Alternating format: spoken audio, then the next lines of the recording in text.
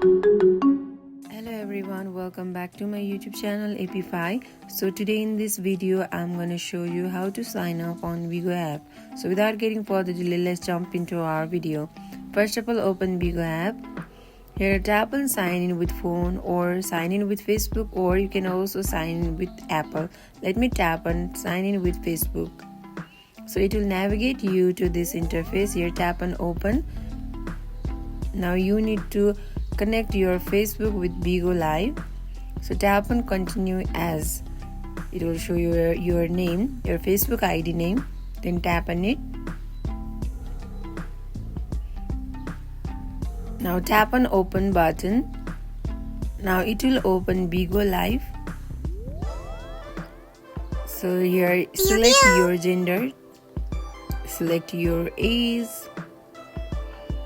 and then finally tap on next button.